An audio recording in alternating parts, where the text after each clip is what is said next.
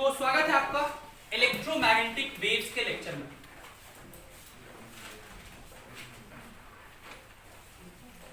Electromagnetic waves के बारे में मैंने शुरुआती कुछ लेक्चर्स में आपको पढ़ाया था, लेकिन मुझे पूरा उम्मीद है आप लोग भूल चुके होंगे, इसलिए मैं वापस से नट सेल में उसको रिवाइज करवा रहा हूँ।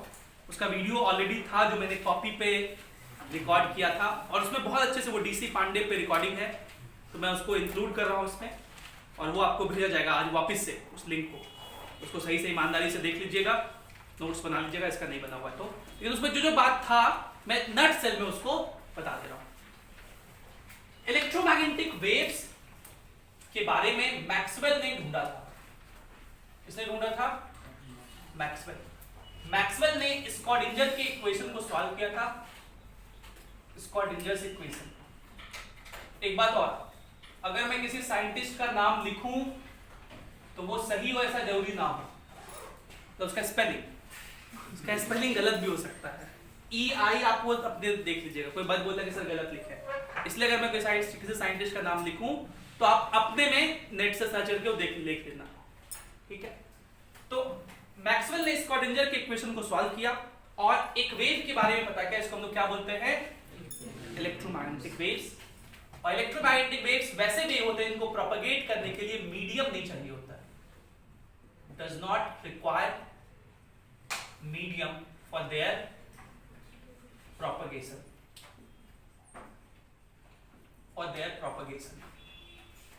इलेक्ट्रोमैग्नेटिक वेव जो होते हैं वो ट्रांसवर्स नेचर के होते हैं। किस नेचर के होते हैं? ट्रांसवर्स नेचर के। ट्रांसवर्स नेचर का मतलब ये क्या फॉर्म करते हैं? Crest and trough. क्रेस्ट मतलब चोटी, ये इस तरह का, सो क्रेस्ट कहते हैं इसको, ट्रफ कहते हैं। इलेक्ट्रोमैग्नेटिक वेव में तीन कंपोनेंट होते हैं। एक इलेक्ट्रिक फील्ड, जिसका इक्वेशन अगर हम इलेक्ट्रिक फील्ड लिखें E नॉट इंटू, इक्वेशन ध्यान से देखिएगा, E नॉट मतलब इलेक्ट्रिक फील्ड का maximum value into sine omega T minus के एक्स प्लस फाई। ये फाई को हम लोग इनिशियल फेज कहते हैं, ओमेगा को एंगुलर फ्रीक्वेंसी, टी को, के को एंगुलर वेव नंबर। के क्या होता है? 2 पाई बाय लैम्डा। और ये x बताता है कि वेव किधर जा रहा है। ये जो यहां लिखा हुआ है वो क्या बताता है? Direction of propagation of wave. Direction of propagation of wave, ठीक है। ये मान लो इलेक्ट्रिक फील्ड EY में है। इलेक्ट्रिक फील्ड किसमें है? Y में। मैग्नेटिक फील्ड जो होगा वो Z में होगा। मैग्नेटिक फील्ड किसमें होगा? Z में। मैं एक एग्जांपल ले रहा हूं कि अगर वेव x में प्रोपगेट कर रहा है तो इलेक्ट्रिक फील्ड y में और मैग्नेटिक फील्ड, तीनों एक दूसरे के परपेंडिकुलर होता है। इलेक्ट्रिक फील्ड, मैग्नेटिक फील्ड और direction of propagation of wave, तीनों एक दूसरे के म्यूचुअली परपेंडिकुलर होते हैं। मैग्नेटिक फील्ड होगा B not sine omega T minus के एक्स प्लस फाई। ध्यान रहे इक्वेशन में ये वाला टर्म दोनों में क्या रहेगा? सेम रहेगा, ये चीज ध्यान रखना, खाली E नॉट B नॉट में फर्क आएगा। दो तीन पॉइंट। पहला, जो स्पीड ऑफ लाइट होता है वो होता है E naught by B naught. Speed of light क्या होता है? E naught by B naught. मतलब E naught by B naught का वैल्यू किसके बराबर होगा? 3 into 10 to the power 8 metre vacuum में। और इसी का वैल्यू होता है 1 by under root mu naught into epsilon naught. अगर आपको म्यू नॉट और एप्सिलॉन नॉट का वैल्यू याद हो तो यहां रखिए, तो ये 3 into 10 to the power 8 आ जाएगा। म्यू नॉट का वैल्यू याद है कितना होता था? 4 पाई into 10 to the power minus 7। याद रख देते हैं 4 पाई into 10 to the power minus 7। Epsilon naught का वैल्यू क्या याद है? 8.8। एप्सिलॉन नॉट का वैल्यू था 1 by 4 पाई इंटू 4 पाई के बगल में 10 to the power 9। याद है? के क्या था? 1 by 4 पाई एप्सिलॉन नॉट। इसी का वैल्यू कितना था? 9 into 10 to the power 9। तो एप्सिलॉन नॉट का वैल्यू कितना होता है? 1 by 4 pi into 9 into 10 to the power 9। हाँ, इसी को सॉल्व करते तो 8.85 into 10 - 12 होता। इस वैल्यू को देखो यहां रख देंगे एप्सिलॉन नॉट का 1/4 पाई into 10 4.9 into 10⁻⁹ और म्यू नॉट कितना है 4 पाई into 10⁻⁷। 4 पाई 4 पाई कट जाएगा, 10 ये -7 ऊपर में था ही, यहाँ 10⁹ था, उसको ऊपर में लिखेंगे 10⁻⁹ 10⁻7 माइनस में है into 10⁻⁹ 10⁻16 रूट लेंगे 10⁻, ऊपर जाके 10 और 1/9 का रूट 1/3 ऊपर जाके रूट 3 जाके कैलकुलेट कर लीजिएगा। बाकी इतना मैं समझा दिया आपको। ये लाइट के स्पीड के बारे में फॉर्मूला हो गया। दूसरा बात कि जो डायरेक्शन ऑफ प्रोपगेशन होता है ना, जो डायरेक्शन ऑफ प्रोपगेशन होता है वो E क्रॉस B से आता है। किससे आता है? E क्रॉस B से। मतलब राइट हैंड के चारों फिंगर को E के तरफ ले जाइए, कर्ल को B के तरफ मोड़िए, पाम B के तरफ देखे तो थंब किसका डायरेक्शन देगा? वेव प्रोपगेशन का। फॉर एग्जांपल आप इस केस में देखिए, इलेक्ट्रिक फील्ड किधर है? Y में। किसी इंस्टेंट पर अगर इलेक्ट्रिक फील्ड Y में है, मैग्नेटिक फील्ड Z में है, तो वेव किधर प्रोपगेट करेगा? X में। अब देखो राइट हैंड के चारों फिंगर को Y की तरफ ले गए, इलेक्ट्रिक फील्ड की तरफ, किसकी तरफ ले जाएंगे? पहले वेक्टर की तरफ, इलेक्ट्रिक फील्ड की तरफ। पाम देखिए दूसरे की तरफ, B की तरफ देखना चाहिए, तो यूं करके ले जाएंगे। देखो पाम इधर देख रहा है ना, B की तरफ, B इधर की तरफ है, Z इसको बोलते हैं, X इधर देखे था। तो ये क्या हो गया? Direction of propagation of wave, direction of wave propagation. समझ पा रहे हैं आप मेरी बात को? ठीक है, इतनी बातें हम लोगों ने की थी इलेक्ट्रोमैग्नेटिक वेव में। और मैंने आपको बताया था कि 7 इलेक्ट्रोमैग्नेटिक वेव है। कितने हैं? 7। उनका एक सीक्वेंस मैंने आपको याद करवाया था और वो याद करना इंपॉर्टेंट है। मैंने फ्रीक्वेंसी के इंक्रीजिंग ऑर्डर में आपको बताया था। आपको सबका फ्रीक्वेंसी भी याद रखना है, आपको सबका वेवलेंथ भी याद रखना है। कोई एक याद रखोगे दूसरा अपने आप निकल जाएगा, क्योंकि फ्रीक्वेंसी इंटू वेवलेंथ का प्रोडक्ट कितना होता है? C के बराबर। फ्रीक्वेंसी इंटू वेवलेंथ का प्रोडक्ट कितने के बराबर होता है? C के बराबर। तो अगर फ्रीक्वेंसी याद रखेंगे तो वेवलेंथ निकल जाएगा, वेवलेंथ याद रखेंगे तो फ्रीक्वेंसी निकल जाएगा। आप वो टेबल देख लीजिएगा, उसमें कुछ जो आसान लगे वो याद रख लीजिए। ठीक है, अब मैंने आपको क्या बताया वो कहानी एक बार याद लाता हूं। मैंने बताया था कि फ्रीक्वेंसी के ऑर्डर में अगर चलें, फ्रीक्वेंसी नीचे जाने पे बढ़ रहा होगा, इंक्रीजिंग, तो सबसे छोटा फ्रीक्वेंसी वाला होता है रेडियो। रेडियो वेव का फ्रीक्वेंसी सबसे कम होता है। ट्रस्ट मी, इस बार जेईई मेंस 2020 में ये क्वेश्चन आया था। 3 वेव दिए हुए थे, आपको उनको फ्रीक्वेंसी के अकॉर्डिंग अरेंज करना था। किसका फ्रीक्वेंसी सबसे ज्यादा होता है, किसका वेवलेंथ सबसे कम होता है। और बच्चों ने ये भी गलत करके आया, और इनमें से एक अभिषेक था। सोचिए, ये सब आसान आसान चीज नहीं गलती करना है। तो सबसे कम फ्रीक्वेंसी रेडियो का, इसको मैंने ऐसे बताया था आपको कि सबसे छोटा होता है देखने में रेडियो। रेडियो वेव का यूज रेडियो कम्युनिकेशन में यूज किया जाता है। उसको उठाओ और उठा के कहां डाल दो? माइक्रोवेव में, वो थोड़ा बड़ा दिखता है। तो दूसरा होता है माइक्रोवेव। माइक्रोवेव का क्या क्या यूज है अगर आप पूछना चाहेंगे हमसे, तो सबसे पहले तो माइक्रोवेव ओवन में यूज किया जाता है। दूसरा, माइक्रोवेव का रडार कम्युनिकेशन में भी यूज किया जाता है। किसमें?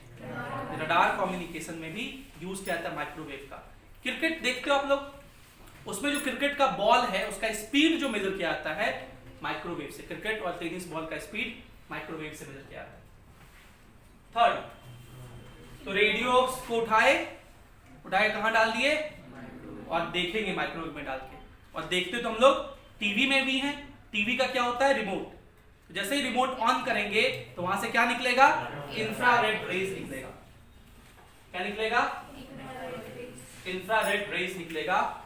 ये नेकेड आई से नहीं दिखता, कोई भी नेकेड आई से नहीं दिखता।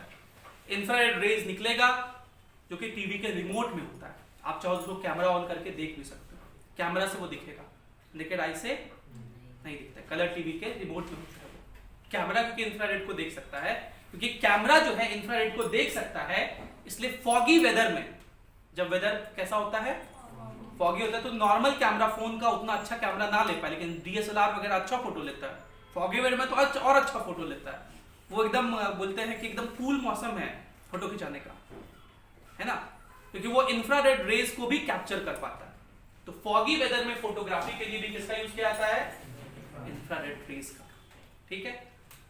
फोर्थ, टीवी ऑन किए तो टीवी विजिबल हो गया, तो विजिबल देखने में हेल्प करता है। किसको देख रहे हैं? युवराज सिंह, यूवी, है ना। ठीक, देखते देखते क्या हुआ भाई, तो हम बताया थे कि मेरा भाई आया और वो रिमोट से चैनल चेंज कर गया, और चैनल चेंज करके सीआईडी लगा दिया। तो सीआईडी बहुत पसंद है। सीआईडी अपने आते हैं डॉक्टर तारिका और डॉक्टर सालुंखे साहब। अब सब लोग अलग अलग लोग को देखते होंगे, है ना। अभिजीत तारिका पे लगे रहते हैं, जो भी। तो वो लोग किस में काम करते हैं? फॉरेंसिक डिपार्टमेंट में। तो उसमें भी यूवी रेस का इस्तेमाल किया जाता है। काउंटरफीट करेंसीज को पता करने के लिए भी यूवी रेस का इस्तेमाल किया जाता है। जो मैं यूज बोल रहा हूं ना, इसका टेबल बना हुआ याद रखना है, यही आपको क्वेश्चन में रहेगा कि ये यूज होता है यहाँ पे, कौन सा वेव है ये। ठीक है, समझ पा रहे हो बिल्कुल। यूवी रेस कहाँ यूज होता है? फॉरेंसिक डिपार्टमेंट में। फिर मेरी बहन आई, वो चैनल चेंज करके लगा दी धूम 2।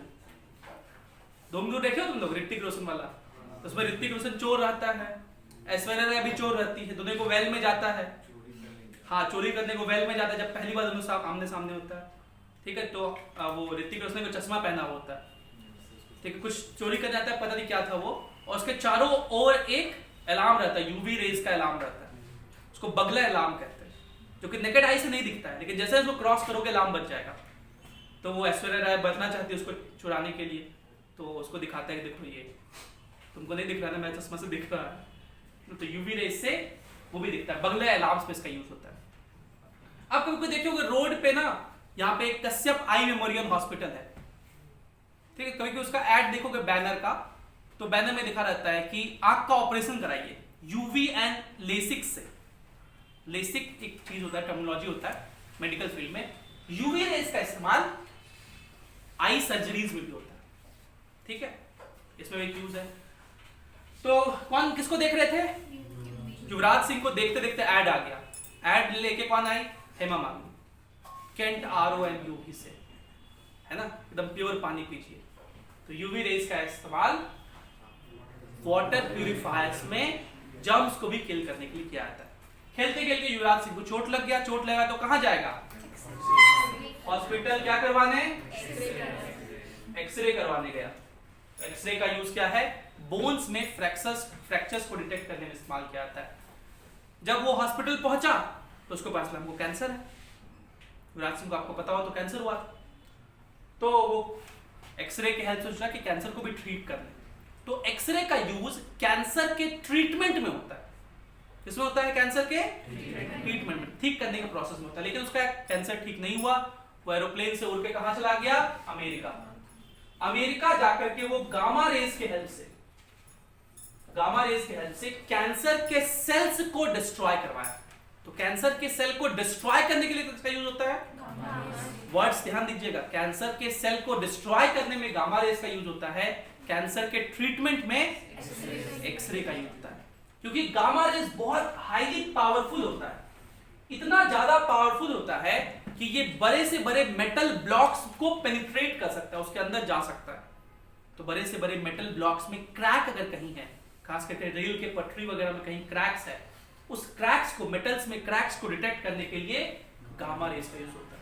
इसका फ्रीक्वेंसी इतना ज्यादा होता है कि बड़े से बड़े न्यूक्लियर रिएक्टर के थिकनेस को पेनिट्रेट कर सकता है। तो इंटरनेशनल एटॉमिक एजेंसी, वो लोग जो होता है वो सब जगह जाके चेक करता है कि न्यूक्लियर रिएक्टर सही से काम कर रहा है कि नहीं कर रहा है, क्योंकि कहीं भी वो ब्लास्ट हो सकता है। जैसे चेरनोबिल एक जगह था, फुकुशिमा एक जगह था, यहाँ सब ब्लास्ट हो गया था न्यूक्लियर रिएक्टर, बहुत जाने गई थी। अभी ईरान अमेरिका को नजर दिखा रहा है। ईरान न्यूक्लियर डील से ट्रंप हुआ, भाग गया। ईरान बोलता है हम एक न्यूक्लियर बॉम्ब बनाएंगे। अमेरिका चाहता नहीं कि बनाने दें, क्योंकि वो लोग को न्यूक्लियर बॉम्ब बना दिया गया, सऊदी अरब का देश, मतलब उधर का कोई देश, मिडिल ईस्ट का, तो लोग बहुत पावरफुल हो जाएगा।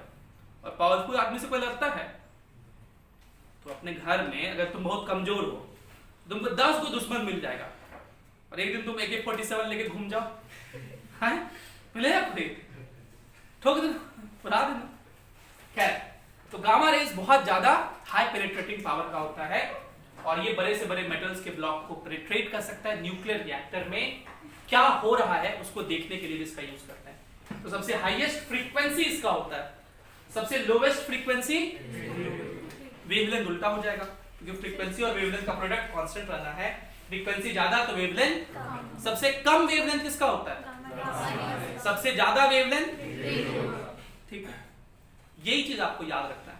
तो उन वीडियोस में मैंने आपको टेबल्स बना करके सारा समझाया था, एक बार उसको वापस से देख लीजिएगा। ठीक है, एक बात जो मैंने वहां नहीं पढ़ाया था, इसलिए नहीं पढ़ाया था क्योंकि उस टाइम लोग इलेक्ट्रोस्टैटिक्स नहीं पढ़े थे, उस चीज को मैं यहां वापस से पढ़ा रहा हूं। ठीक है, डिस्प्लेसमेंट करंट के बारे में ये चीज बहुत इंपॉर्टेंट है, इसको अच्छे से भी पढ़िएगा। ठीक, इसको नोट कीजिएगा।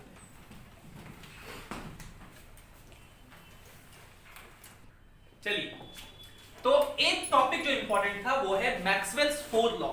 मैक्सवेल ने जब स्क्रॉडिंजर के इक्वेशन को सॉल्व किया तो 6 बातें कही। कितनी बातें?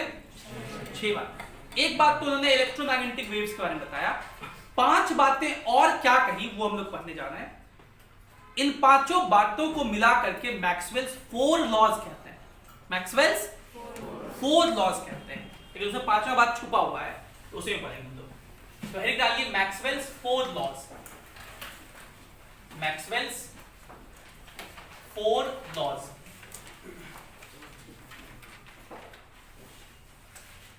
मैक्सवेल ने जब स्क्रॉडिंजर के इक्वेशन को सॉल्व किया तो पाया कि पूरा फिजिक्स रिलेटेड है, पूरा फिजिक्स एक दूसरे से रिलेटेड है।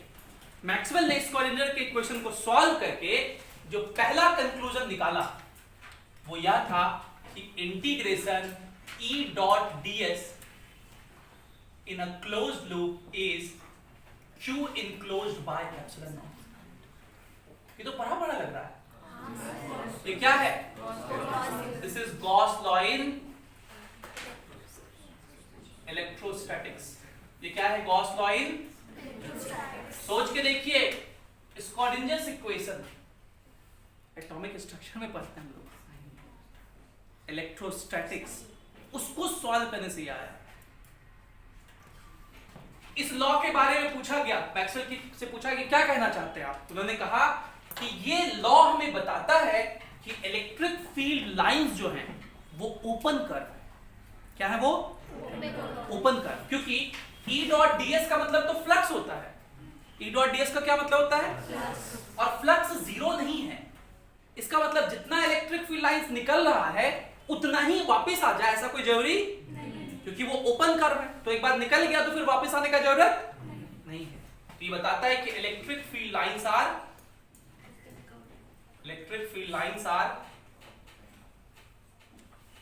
open curve and conservative in nature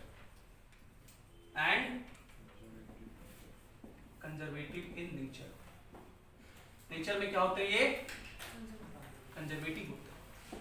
इसको लोग मैक्सवेल्स फर्स्ट लॉ कहते हैं। ये क्या है? First law. Second law Maxwell ने कहा कि integration B dot ds in a closed loop is 0। ये भी पढ़ा लग रहा है कि नहीं लग रहा है? इसको हम लोग क्या बोलते हैं? Gauss law in magnetics. Gauss law in magnetics.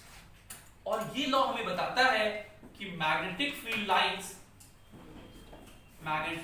Lines are closed curve and non-conservative in nature और ये non-conservative nature।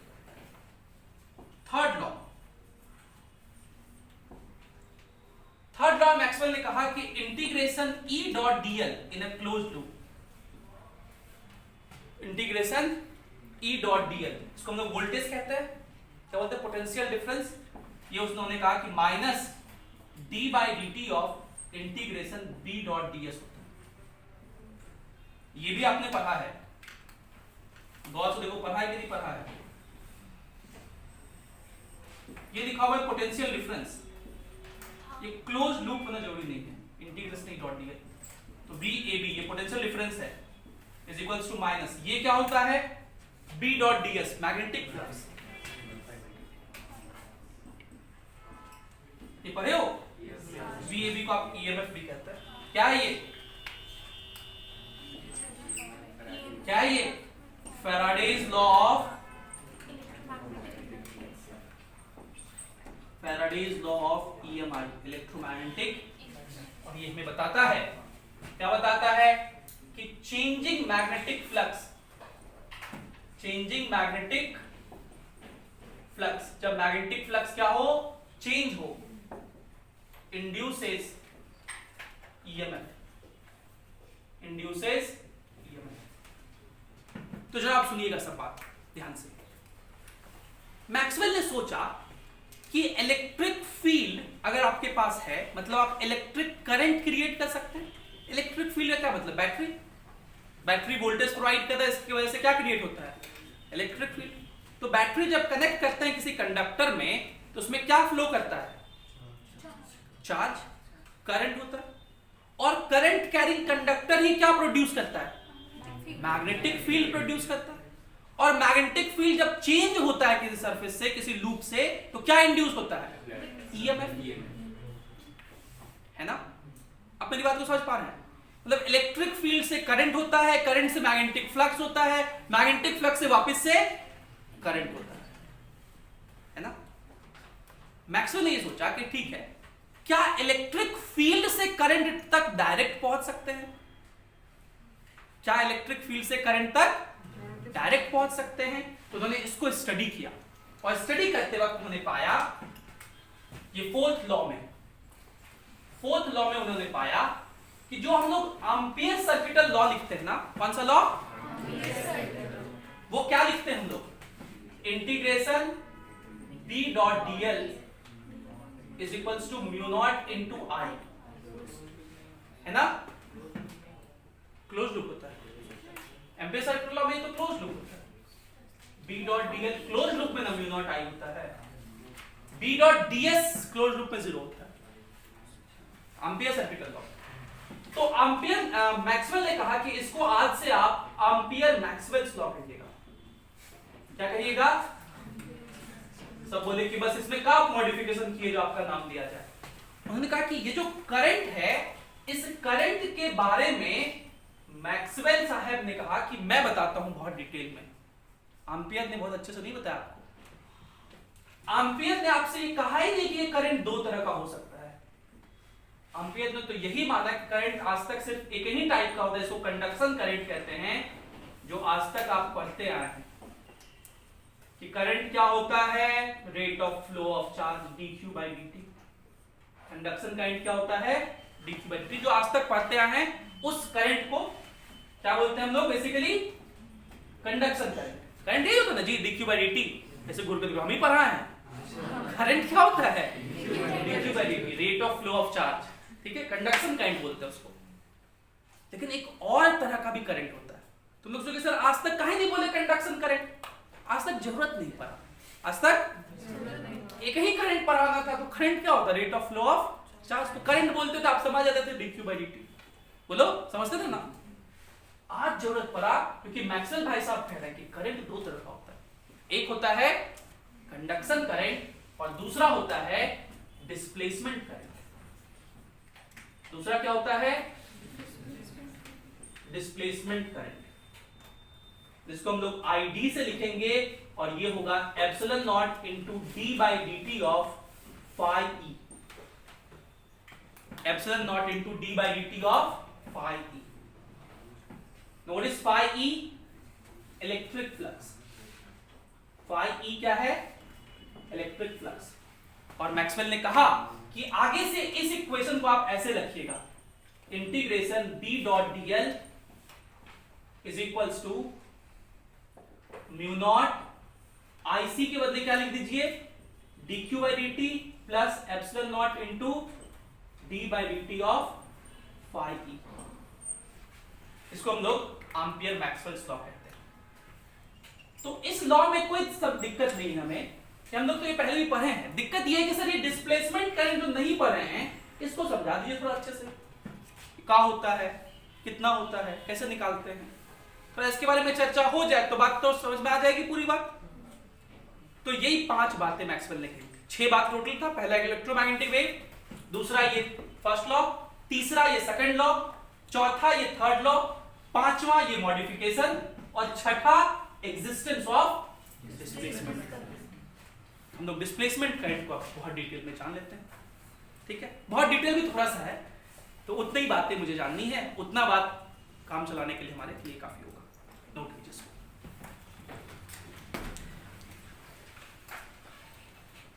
शुरू करते हैं हम लोग डिस्प्लेसमेंट करंट के बारे में।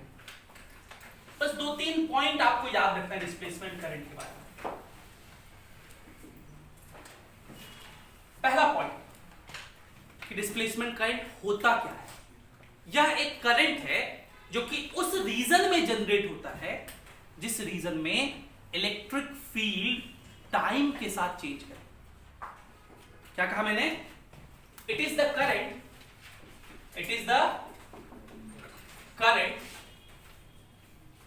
generated in a region in which electric field changes with time। तो किस रीजन में जनरेट होता है? इस रीजन में इलेक्ट्रिक फील्ड टाइम के साथ चेंज हो। और ये कितना होता है? तो epsilon naught into D by dt of phi e। And what is phi e? Obvious बात है, इलेक्ट्रिक करंट चेंज करेगा तो इलेक्ट्रिक फ्लक्स भी चेंज करेगा। phi e क्या है? Electric flux.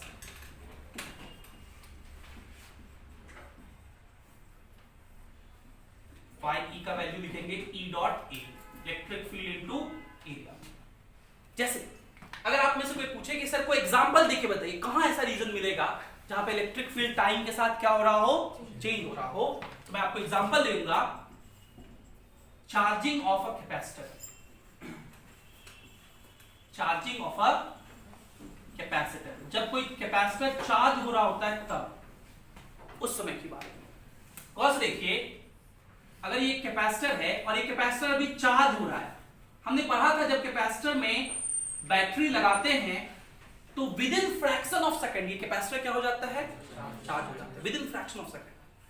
मतलब 1 मिली सेकंड के समय में ही या उससे भी कम में ये कैपेसिटर क्या हो जाता है? चार्ज हो जाता है। आप सोचिए 0 से उस 1 मिली सेकंड के बीच का टाइम, 0 से उस 1 मिली सेकंड के बीच का टाइम, उस समय किसी इंस्टेंट पे यहां से dq चार्ज निकला होगा। उस इंस्टेंट पे यहां पर इस प्लेट पर प्लस q चार्ज हुआ होगा, इस प्लेट पे। उस इंस्टेंट पर इस सर्किट में करंट फ्लो हो रहा होगा कि नहीं हो रहा होगा? चार्ज अभी जा रहा है ना। हम लोग पढ़े हैं capacitor blocks DC, capacitor blocks DC. लेकिन कब? जैसे ही कनेक्ट किए तो 1 मिली सेकंड तक करंट फ्लो करता है। 1 मिली सेकंड के बाद वो क्या हो जाता है? कंप्लीटली चार्ज हो जाता है, फिर करंट लेना बंद कर देता है, इसलिए करंट फ्लो नहीं करता। लेकिन within that 1 millisecond जब वो चार्ज हो रहा है तब तो इस वायर में चार्ज क्या हो रहा है? फ्लो कर रहा है कि नहीं कर रहा है? तो इस वायर में कौन सा करंट होगा भाई? चार्ज के फ्लो होने से कौन सा करंट होता है? Conduction current. तो इस वायर में कौन सा करंट दिखेगा? Conduction current. कितना? Rate of change of charge dq by dt। लेकिन अब ये जो 2 प्लेट्स हैं कैपेसिटर के, इसके बीच के इस रीजन के बारे में सोचिए। इस रीजन में इलेक्ट्रिक फील्ड होता है पॉजिटिव से नेगेटिव की तरफ। इस इलेक्ट्रिक फील्ड का वैल्यू हम लोग याद किए हैं, ये होता है sigma by epsilon not. Sigma bye 2 epsilon not होता है, इसकी वजह से भी इसकी वजह से भी ऐड हो जाता है। तो सिग्मा बाय एप्सिलॉन नॉट, इसलिए कितना हो गया? q by a epsilon naught. जैसे जैसे कैपेसिटर चार्ज हो रहा है ये q का वैल्यू चेंज हो रहा है, तो इलेक्ट्रिक फील्ड भी क्या हो रहा है? चेंज हो रहा है। ये कौन सा इलेक्ट्रिक फील्ड है? Time varying electric field. ये क्या है? Time varying. तो क्या आपको लग रहा है कि ये जो कैपेसिटर के प्लेट्स का बीच का रीजन है, उस रीजन में इलेक्ट्रिक फील्ड टाइम के साथ, और जिस रीजन में इलेक्ट्रिक फील्ड टाइम के साथ चेंज होता है उस रीजन में, उस हवा में, सोचिए उस हवा में क्या जब जनरेट होता है displacement current. Displacement current is generated. Conduction current wire में फ्लो करता है. कंडक्शन करंट वायर में फ्लो करता है. डिस्प्लेसमेंट करंट हेयर में जनरेट हो गया. और क्यों जनरेट हुआ? Because of time varying electric field. ठीक, कितना जनरेट हुआ अगर ये पूछा जाए तो निकालिए इस फॉर्मूले से. ID is equals to epsilon naught into d by dt of phi e. और phi कितना होता है? Electric field into electric field कितना है? Q by a epsilon naught into area a. तो a कट गया, epsilon naught तो constant है, बाहर के कट जाएगा, तो ID कितना हो जाएगा? मतलब IC. और फिर अब तो ये बात याद रखने वाला हो गया कि जब किसी कैपेसिटर को चार्ज करते हैं किसी डीसी के हेल्प से, तो कैपेसिटर के प्लेट्स के बीच में जो डिस्प्लेसमेंट करंट जनरेट होता है वो किसी इंस्टेंट पर, उसी इंस्टेंट पर उस वायर में फ्लो होने वाले कंडक्शन करंट के. क्या आप समझ पा रहे हैं इस बात को? इसको मैं लिख दे रहा हूं. The displacement current generated between two plates of a capacitor being charged by a DC source at any instant is equals to conduction current flowing in the circuit at that instant.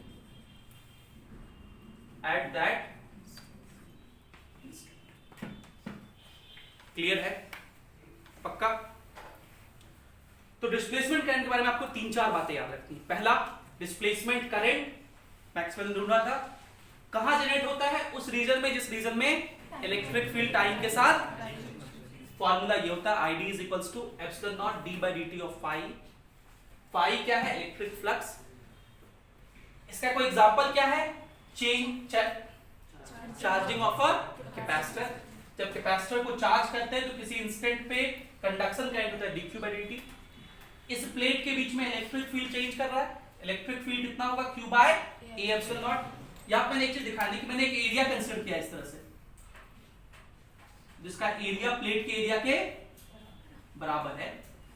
उस area vector का direction electric field के direction में है, इसलिए dot product में cos 0 का value 1 लिए. तो इस इंस्टेंट पे इलेक्ट्रिक फ्लक्स लिखे, डिस्प्लेसमेंट करंट निकाले, और मिला कि ये डिस्प्लेसमेंट करंट और कंडक्शन करंट बराबर. हमेशा नहीं होता है, इस केस में बराबर होता है, और ये बात हो सकता है पूछ लिया जाए आपसे. क्लियर? इतनी ही बातें आपको डिस्प्लेसमेंट करंट और इलेक्ट्रोमैग्नेटिक वेव्स में पढ़ना है. तो वक्त आगे करने का कि इलेक्ट्रोमैग्नेटिक वेव्स. कोई दिक्कत इसको किसी को? चलिए, thank you for being with us. Have a great day.